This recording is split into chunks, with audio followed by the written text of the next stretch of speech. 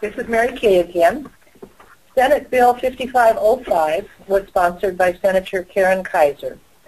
It changes exemption requirements for immunization in school and child care. Washington has the highest immunization exemption rate in the nation, which is not good.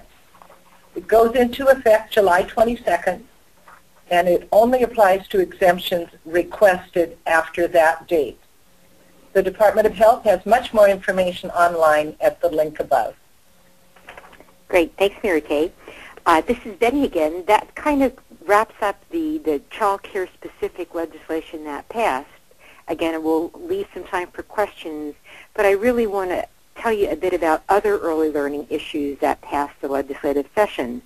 You know, as licensed child care providers, you are a valuable member of the early learning system in Washington. You know, I think it always helps if everyone has the big picture about what's happening so you see the important role child care plays in that context. So a couple of those other early learning bills.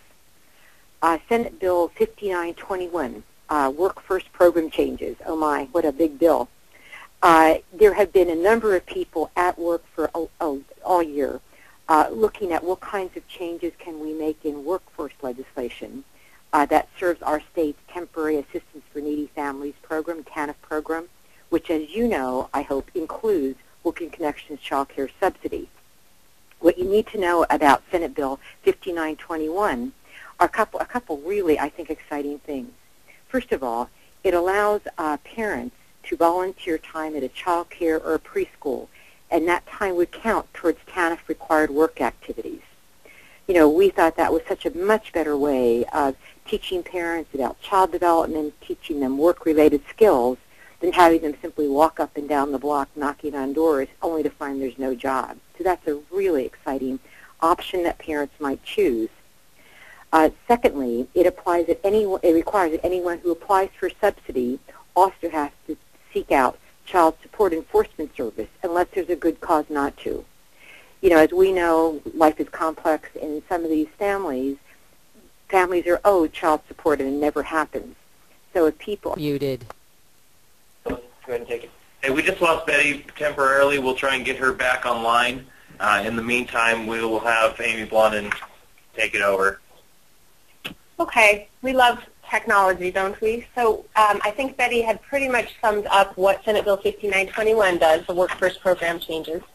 If you have any questions about that, feel free to type them in and we can answer them at the end of this presentation. But I'm going to move forward to the next bill, which is Senate Bill 5427, which is about WAKIDS. I actually feel bad that I'm doing this one because this is one of Betty's very favorite topics and issues from session. So unfortunately, I'm going to take this one for her until she hops back on.